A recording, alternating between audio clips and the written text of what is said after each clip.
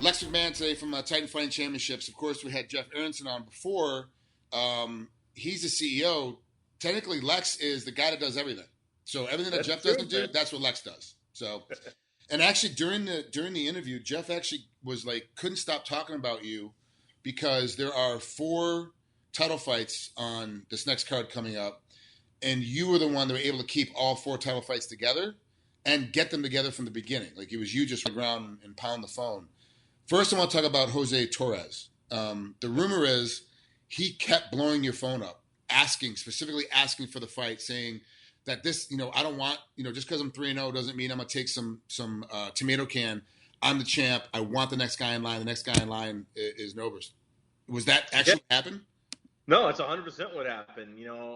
Shorty and I spoke quite a bit about, the next opportunity. And he said, listen, man, I think I should be in the UFC. I feel I'm ready.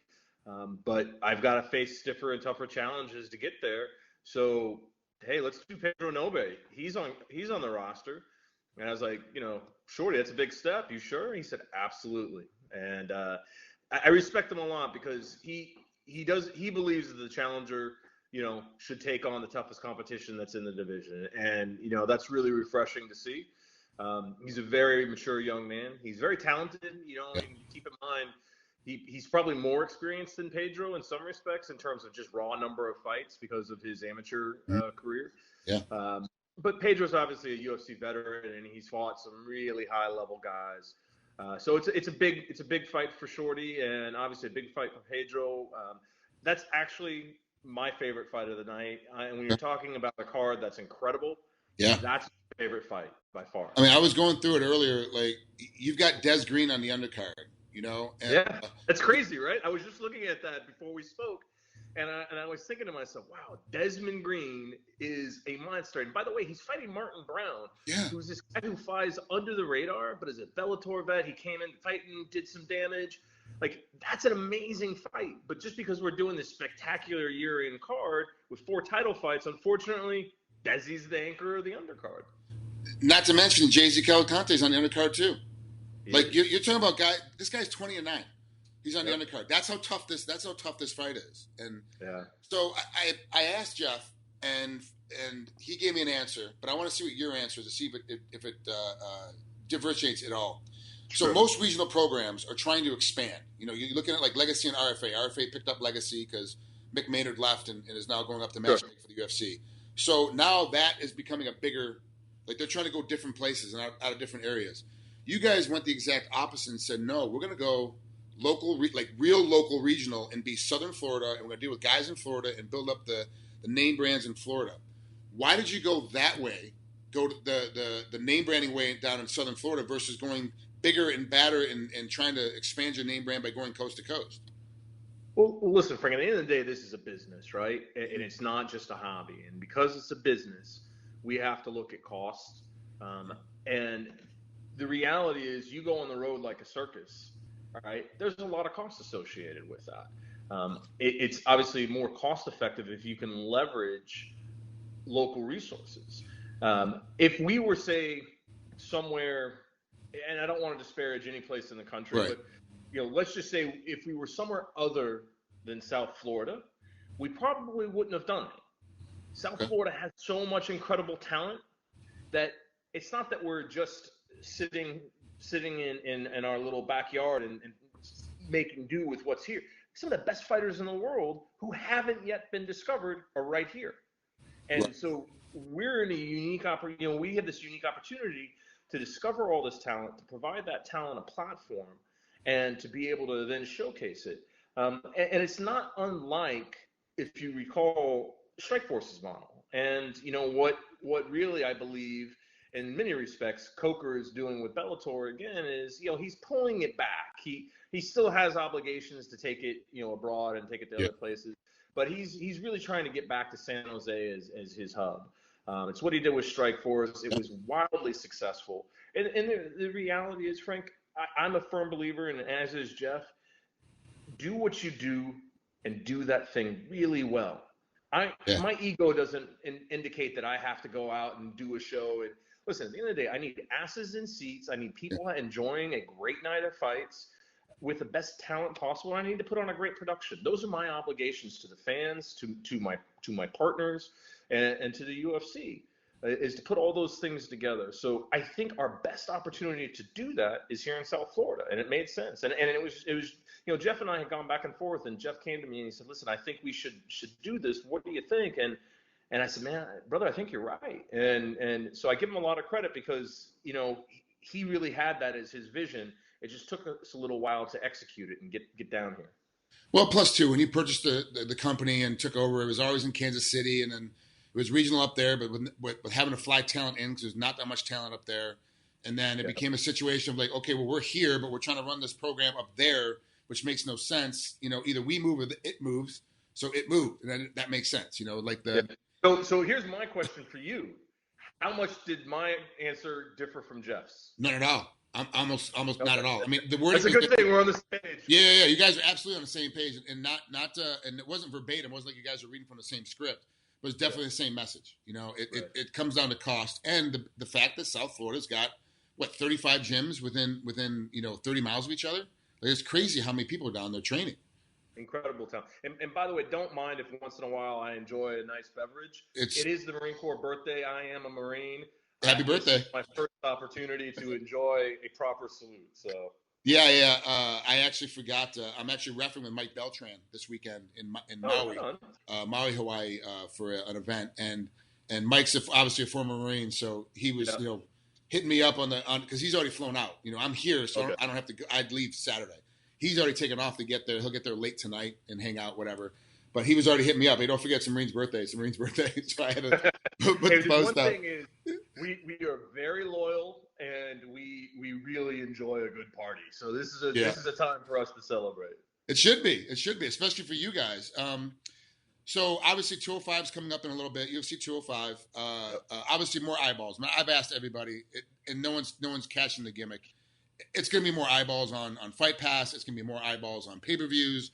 It's going to be more eyeballs on Fox Sports after 205. From 205 going forward, there'll be more eyeballs on everything, which obviously helps. That's by design. That's by design. So, what fight in 205 were you the most excited to watch? There's two. Okay. Stephen Wonderboy Thompson, of course, obviously very sentimental to me, but I've spoken with him several times this week. I love him to death. I think it's a phenomenal fight. I think Tyron is incredibly tough, and is, has done a lot to become the champion, and he deserves respect. He's got a powerful, one-punch knockout power, as well as being a great wrestler, and he can chain things together. And historically, that's been Wonderboy's Achilles tendon is the wrestling. Here's the thing. He's now family with Chris Weidman, and he's been training with Chris extensively for years. Wonderboy doesn't have a chink in his armor, and he's showing that against the likes of Johnny Hendricks and Ellenberger and other. So he really doesn't have a chink in his armor. So I think you're going to see Wonderboy shine. I think you're going to see him pull the Muhammad Ali in a lot of respects, where movement will be the deciding factor throughout the course of the fight. So I'm excited to see that. I'm actually going to be watching it camping on my iPad, because I'm taking my daughter camping, and couldn't miss that. But I'm going to be watching the fight. And then the other one I was really excited for was the Tim Kennedy Rashad Evans fight, and kind of a tragedy that occurred. I'm friends with both of them. I think they're both amazing athletes who are kind of at the mature point of their career. And had a lot to gain from this fight, and I think you're such a manager. Oh my God! At the mature point of their career, motherfucker, they're past their prime. Just say it. They're getting old. There's not much time left. Fight. They're both my friends. What do you want from me? They both needed the win. I'll tell you that much right now. Yeah, they really did. Tim's just been out for so long, but Tim's in a weird position where he makes more money hunting Hitler and being and still being in the military than he does fighting. Fighting's a hobby. Here's the thing. Tim loves it. Yeah. It's a passion. But also, Tim's a smart businessman, and he understands that having the machine of the UFC behind him is part of what has afforded him some of these other opportunities. Certainly his hard work and his talent and all those other factors, but let's be honest, Tim Kennedy as a Green Beret sniper probably wouldn't have gotten the Hunting Hitler gig if he wasn't a big public figure from the UFC. Absolutely. That's the reality. And Tim knows that. He's a very savvy businessman. He has a tremendous amount of business acumen.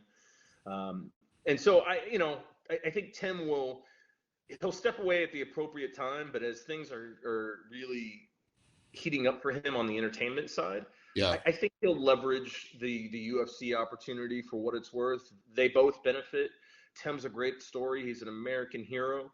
Yeah. He's a great representative when he's not pissing Dana off by saying the wrong things, But he is a great representative and brand ambassador for the company. Well, let's not forget he pissed off ISIS. He's pissed off all the Nazis. Well, they deserve pissing off. He pisses off everybody. He speaks his mind, you know, and that's part of what is the greatness of Tim. It's the part of his charm. Yeah, exactly. And listen, Rashad looked amazing. Yeah. In terms of his preparation, I have the luxury of being able to go to the Buckzillions kind of anytime I want, and I'm around these guys all the time. And I've never seen Rashad look better. Physically, he looked incredible. You saw the picture he took, and when the news was posted that he couldn't fight, I mean, I was proud to see what he had done and accomplished because he really was taking it serious because he knew this was a legit, must-have moment. So, and he's got that great career going now with commentating. He's amazing. I want to be mad at him. I want to say he sucks, but I can't, man. I listen to everything he says and how he says it, and he definitely steps up, showing that fighters aren't meatheads. That we actually have stuff to say. We can actually say it succinctly and correctly, and he goes and does it. So he's got a great personality, warm charisma. He knows how to engage the audience. I mean, he really has done a good job. Smart kid, and shows it, proves it well. So I want to talk a little bit too about Diego Lima, who's in your main event. His brother just amazing won. Fight. Yeah, his brother just won the Bellator title fight over in Israel. So him and Jason Jackson, people don't really know about Jason, how explosive he is, how quick he is, how amazing fast he is. Athlete. It's Such like a talented athlete. You say that you're excited to watch the Torres Nobre fight because of the implications of what could happen for the UFC. Obviously, a young kid at 3-0, Diego 12-4, Jason at 6-2. This is a pretty exciting fight as well, and it's your main event. Yeah, it's the main event for a few reasons. Obviously, Jason's a huge local draw, and you've got a champion in Diego who has a lot of name recognition and, frankly, puts on great fights. So it's a fight that made sense out of the 4 title fights to be the main event. I'll tell you, I don't know how this fight's going to go. I really don't because I think it's close. I think it's closer than a lot of people will care to realize. Because Jason's athleticism, it will probably be a significant advantage over Diego. Diego, I think, is more technical, much more ring savvy, more experience. But, athleticism is tough because the kid's also technical. He's under the tutelage of Henry Hooft and Greg Jones and Neil Mollinson, George Masvidal, all those guys. And he trains with monsters. Every single day, he's in there, iron sharpening iron. Yeah. I think it's going to be a great fight, and I'm excited for it. In my gut, I'll be honest, I think Shorty Torres wins his fight. I think the kid's just something special. I think Pedro is going to take him to a place he's never been, and it's going to be a hell of a fight. But I think Shorty's really something special. And I think both Diego and Jason are something special. I couldn't tell you. I don't have a gut feeling. All I know is it's the last fight of the night, and I'm going to be a fan at that moment. I'm looking at the all 4 title fights, and I had said that the only one I think that could go to a decision is the main event. The other 3 will be done early. And the main event one is very hard for me to figure out. And this is what I do for a living, is figuring out fights. I have an opinion on everything. Just ask me. Sure. And I can't figure this one out. This one is very difficult for me to figure out. And I've watched both these guys go from I think I saw Jason fight the first time. Maybe it was 0-1 or 1-0 something, real early in his career. And then Diego I've known for years. Watch him come through the ranks, and I can't figure this one out. It's a tough one. I'll tell you the one that I actually think is going to go the distance. I think my gut is that the other 3 title fights don't go the distance, but that the Andrew Whitney Farkhad Sharapov fight does go the distance. Oh, really? You think so? I do. Whitney is more athletic and I think a bigger puncher. Sharapov is really technical and, got a gas tank that just keeps going. And I think that they're going to kind of be playing chess a little bit, trying to figure each other's riddle out. And I think it won't be an explosive fight until probably the third round. And I think it goes the decision. I mean, listen, I hope all fights finish, but my gut tells me that fight goes the decision, and the rest of the fights are finishes. But we'll see. That's the you great never thing know. It's a fight for a reason. As you get out there and somebody slips on a banana peel and the whole game changes. It's crazy how this sport, even after all this time, is still so surprising. It's still, you get out there, you're like, that's one of the things about it. Unlike where boxing has been and even just other sports, man, there's something very about the idea of mixed martial arts where two guys step into the cage, the door is locked, and these guys have got to figure out how to proceed and how to combat somebody who's a great wrestler if they're not, how to deal with somebody who's a great striker if the other person isn't, and how to figure out how to leverage strengths and weaknesses to take advantage of opportunities. And you don't see that. So in my mind, MMA, and obviously I'm biased, like you, I've been around this a long time. I really feel it's the purest form of competition in many respects. And I think that's what makes it exciting. And I think, listen, the great thing is we've watched our sport go from the John McCain human cockfighting era, right?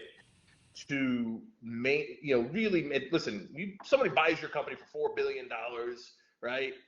That's a mainstream statement, especially when it's William Morris Endeavor. So for that to happen to the UFC is a big statement about the sport in general. Yeah. The sport in general really has come a long way. And when I sit around at a table and I explain to someone what I do, they get excited, especially once I start explaining to them how hard these athletes train and how I believe that the fighters are the hardest working athletes in professional sport. Why? Because they have to learn so many disciplines and master so many disciplines, plus do the strength and conditioning. Yeah. Running has to learn how, perfect his craft at running and be in great shape, right? Yeah. A receiver, same thing. A basketball player's got to work on the outside shot, maybe he's dribbling, and be in great shape. An MMA fighter's got to do it all, man. Like, it is a beast, and I have so much respect for those guys. It's incredible, man. Lex, this card is probably one of the best cards I think you've ever put on. Thank you. From talent, it's actually come a long way. Watching from when you guys first took over control, and then how things grew and progressed, and now coming on the heels of a UFC 205, it's going to be incredible to watch. The numbers are actually going to see you on Fight Pass, because I believe Fight Pass is going to have a big swell of enrollment.